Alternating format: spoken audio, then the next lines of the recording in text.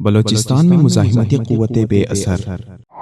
وطن عزیز پاکستان کا رقبے کے لحاظ سے سب سے بڑا صوبہ بلوچستان بیرونی سازشوں کا شکار رہا اور بلوچستان کے محب وطن شہریوں کو پاکستان سے متنفر کرنے کے لیے سب سے اہم کردار بھارت نے ادا کیا۔ بلوچستانی عوام کے حقوق کے نام پر بیرونی ایجنڈے کی تکمیل کے لیے کوشاں بھارت نواز علیحدگی پسندوں نے بلوچ عوام کے کچھ سرپھرے نوجوانوں کو مزاحمت پر اکسایا اور ایک عرصے تک بلوچستان قوم پرست علیحدہ پسندوں اور فرقہ وارانہ دہشت گردی کا گاڑ رہا۔ ایران اور ہندوستان کی ملی بھگت سے بلوچستان کا امن داؤ پر لگا تھا اور وہاں خونریزی کا نہ تھمنے والا سلسلہ شروع تھا، لیکن اب پاکستان آرمی نے بلوچستان میں شورش اور بیرونی سازشوں کا سر کچل کر رکھ دیا ہے۔ پاکستان اور چائنا کے درمیان سی پیک معاہدے کے بعد تو گوادر پورٹ کو متاثر کرنے کے لیے بھارتی لابی انتہائی متحرک ہوئی، لیکن اب تمام سازشیں دم توڑ رہی ہیں اور بلوچستان امن و سلامتی کی جانب گامزن ہے، جس کا اقرار چینی سفیر نے بھی کیا ہے۔ بی بی سی کو ایک خصوصی انٹرویو دیتے ہوئے پاکستان میں تعینات چین کے سفیر نے کہا ہے کہ بلوچستان میں متحرک بلوچ مزاحمت کار تحریک اب نہ ہی پاکستان، نہ چین اور نہ ہی سی پیک کے لیے کوئی خطرہ ہے، اور پاکستان میں پہلے کی نسبت امن و امان کی صورتحال کافی بہتر ہوئی ہے۔ بلوچستان میں متحرک بلوچ کالعدم تنظیموں نے بارہا نہ صرف سی پیک کے خلاف بیانات دیے ہیں، بلکہ کئی مرتبہ سی پیک پر کام کرنے والے مزدوروں پر حملوں کا دعویٰ بھی کیا ہے۔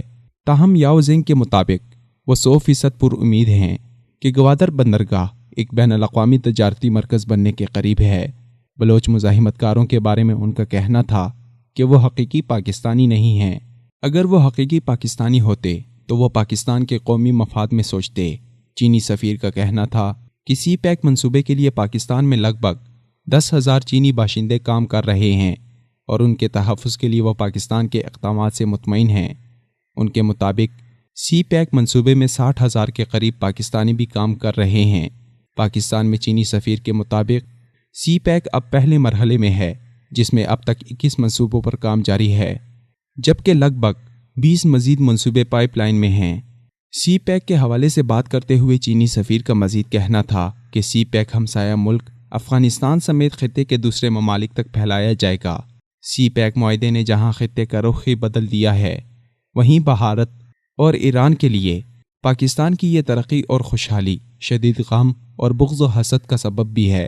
بھارت اور ایران نے افغانستان کو بھی گمراہ کر کے ٹرانزٹ ٹریڈ کے نام پر سی پیک معاہدے کو کمزور کرنے کی کوشش کی، لیکن سوائے ناکامی اور حسرت و یاس کے کچھ ہاتھ نہ آیا۔ پاکستان کے عالمی تعلقات میں بہتری اور خاص کر پاک چین دوستی نے بھارت کو شدید تشویش میں مبتلا کر دیا ہے۔ اسی لیے بھارت پاکستان اور امریکہ کے سر تعلقات کا فائدہ اٹھا کر امریکہ کے بغل میں جگہ ڈھونڈ رہا ہے۔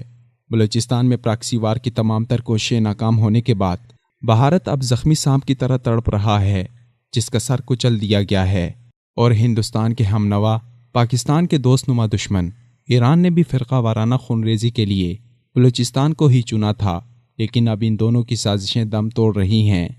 پاکستان بلوچستان سے بیرونی سازشوں کا سر کچل کر اپنی ترقی اور خوشحالی کی جانب گامزن ہے، جبکہ حاسدین کے پاس ہاتھ ملنے کے سوا کچھ نہیں رہا۔